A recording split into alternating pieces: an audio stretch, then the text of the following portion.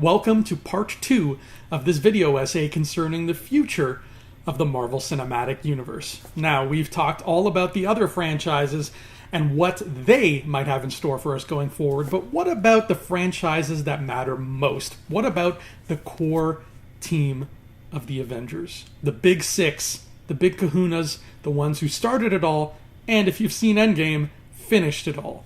Where could they possibly go next? Once again, I need to caution you, incredibly major spoilers for Endgame and for the entire MCU in general.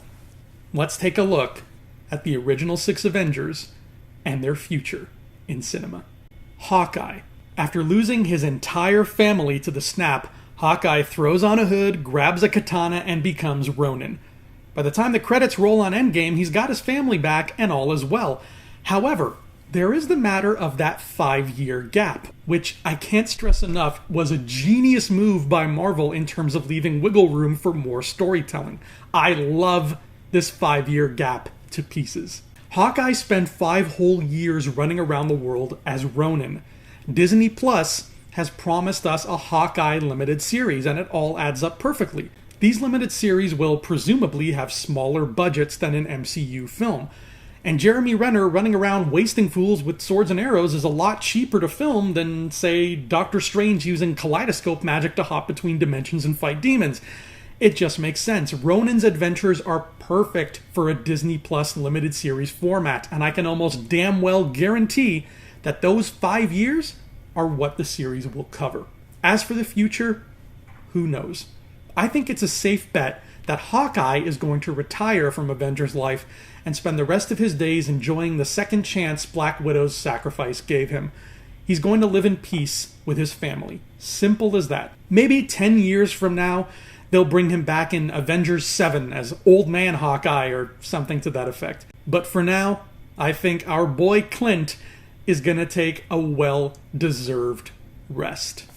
Black Widow. Black Widow has been around since the 3rd film in the MCU. We met her before we met Hawkeye, Thor, or Captain America. As far as I'm concerned, she's about as OG as they come. So even though her sacrifice in Endgame tends to get overshadowed by the emotional punch of the ending, we can't overlook just how important this lady has been throughout the saga. Even though her death was a tremendously sad moment, it sets the stage perfectly for what comes next. Marvel has been very secretive about their plans regarding Phase 4, but one of the projects we do know about is a Black Widow origin story.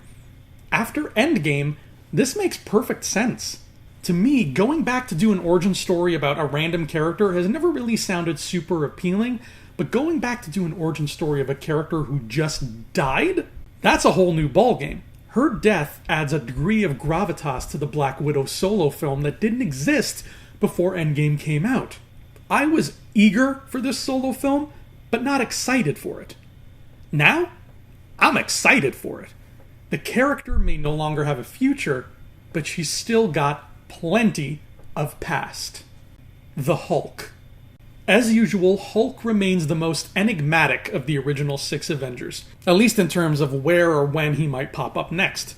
Because of rights issues, more Hulk solo films were off the table, and we were resigned to Hulk being a sort of Avengers-only treat. He's popped up in most of the big crossovers and almost always steals the show. Plus, true to MCU form, every one of Hulk's appearances has showed us slight variations on the character.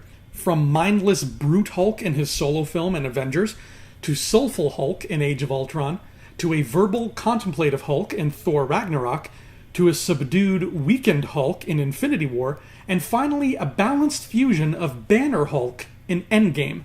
He's run the gamut. So what could possibly be next? Chances are good we won't see Avengers 5 for at least a few years, so will we be saying goodbye to Hulk until then? Maybe. However, I'm of the mind that Marvel still has some secrets up their sleeves. Even if another solo film isn't in the cards, Hulk has worked remarkably well when teamed up with other characters.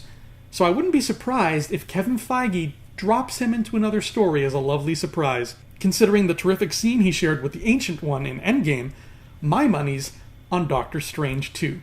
Before we get to the big 3, As a bonus, let's talk about one other character who might have been a little overlooked lately, Nick Fury. Nick Fury had a big role to play in Captain Marvel, sure, and he showed up in Endgame just for a bit. But he didn't say anything, at least as far as I can remember. So what will happen with Nick Fury? Well, we know that he's showing up in Spider-Man Far From Home, as well as Kobe Smulders reprising her role as Maria Hill. But I don't think we have to worry about either of them going anywhere anytime soon. Fury has always been the glue that held the MCU together. And I think they know that. I think they also know that Samuel L. Jackson is down for whatever. You can bank on him showing up to work. Nick Fury is going to be around as long as Samuel L. Jackson is still making movies. He'll be there to connect all the dots, keep everything in order, and assemble the Avengers for whatever crisis might face them next. Now let's move on to Thor. Sometimes you just have to break convention. In this case, convention means the idea of a trilogy. Most of the MCU franchises seem to be set up as trilogies, and Thor was no exception. But after a couple of mediocre first outings, the character finally hit a dazzling, rainbow-hued home run in Ragnarok. That film was so bloody good that every Marvel fan is ravenous for the trilogy aspect to be tossed out the window so that we can get a Thor 4 post-haste. Thor, Valkyrie, Korg, and the Asgardians make it out of Endgame unscathed, so there's plenty of opportunity to play around with these wonderful toys in the future. Thor himself is last seen buddying up with the Guardians, accompanying them on their spaceship, happy and ready to embark on a cosmic adventure as part of their team. So does that mean he'll be a major character in Guardians 3?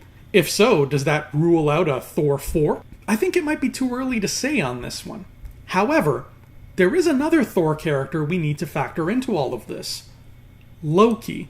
Again, this is going to get brain-bending because time travel's involved, but during Endgame, we travel back to 2012 and see the events immediately following the end of Avengers 1, where Loki is defeated in Stark Tower and taken into custody by Thor.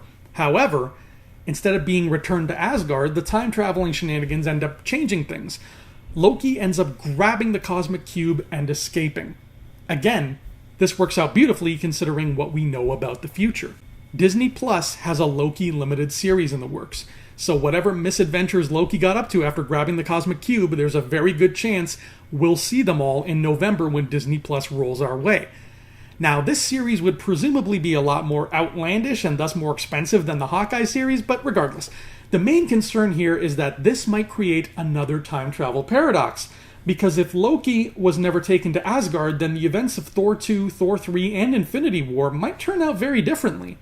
In the present, all the characters involved will retain the memories of these events, but whether or not they actually still took place anymore is a totally different story, and we won't get into that here because, frankly, I'm not qualified enough to explain quantum theory to people. Despite all of this confusion, with a Loki limited series, a probable Thor appearance in Guardians 3, a high chance of a fourth film, and even a rumored Valkyrie spin-off, the future of the Thor franchise might be the brightest one of all. Captain America. In one of the sweetest, most heartfelt moments in modern cinema, Cap puts a pin on the whole 22-film saga by returning to the past so he can finally be with his beloved Peggy Carter again. He lived his life, and it was a happy one. When all was said and done, he passed his shield on to Sam Wilson, the Falcon. Now, the odds of us getting a Captain America 4 are pretty slim, but once again, Disney Plus is about to save the day. One of the first limited series announced for the streaming service involves Falcon and Winter Soldier. The odds are pretty good that the plot of the series will revolve around Sam Wilson as the new Captain America. Maybe he'll change his name to Eagle to really drive home the America motif, who knows. Although it'll be in a slightly smaller format, their adventures will continue, and the legacy of Captain America will live on. And if you were looking forward to seeing Winter Soldier and Falcon on the big screen again, don't worry, there's always Avengers 5, baby. Iron Man. In 2008, the Marvel Cinematic Universe hit the ground running with Iron Man. It only makes sense that the Infinity Saga ends with Tony Stark taking his final bow. It was heartbreaking, and it was beautiful, and it was exactly what the character needed. Tony's story ended. Pepper's story ended. Rhodey's story ended. Even though we're seeing him again in Far From Home, Happy's story ended too. Though we have no idea what Phase 4 will be yet, Just look at the current lineup of characters who are still floating around out there. Captain Marvel, Black Panther, Doctor Strange, Ant-Man, Spider-Man, the Guardians of the Galaxy. We're still in the middle of all of those franchises. Now add the rumored movies based on Black Widow, The Eternals, and Shang-Chi. And sure, add in the still rumored Thor 4.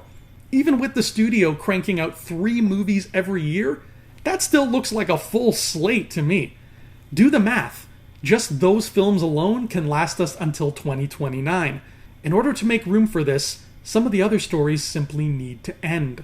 An Iron Man story ended beautifully. The character doesn't need a future because he already contributed so much to the past. He's been with us from minute one.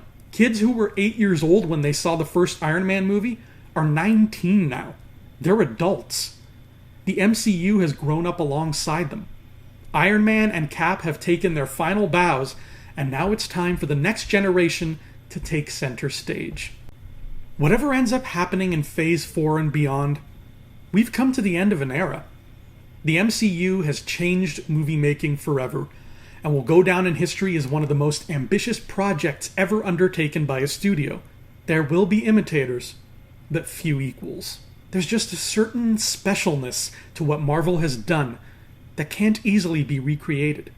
The MCU may never be the same again, but if these 2 video essays have taught us anything, it's that there's still a future for the franchise, one that burns as bright and as hot as the core in Iron Man's chest.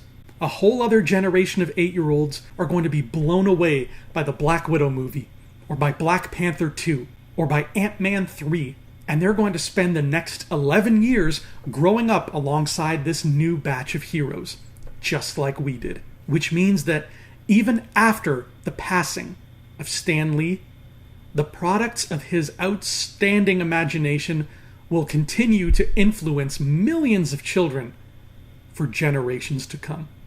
The future of the MCU looks great. And thanks to that, our own future doesn't look half bad either. And that, my friends, brings us to the end of this video essay, touching on the future of the Marvel Cinematic Universe and what we have to look forward to in the years going forward. If you've been a Marvel fan since day one, like myself, like so many other people around the world, thank you. Thank you for loving this. Thank you for loving this series, because it really is deserving of all the praise it gets. It is a triumph of cinema. And 100 years from now, people are going to be looking back at what Feige and company did, and they're going to be saying, you know what? That was something special. My name is Andrew Fantasia. Thank you for joining me here on Thumb Together. I will see you all next time. And until then, my dear friends, Excelsior.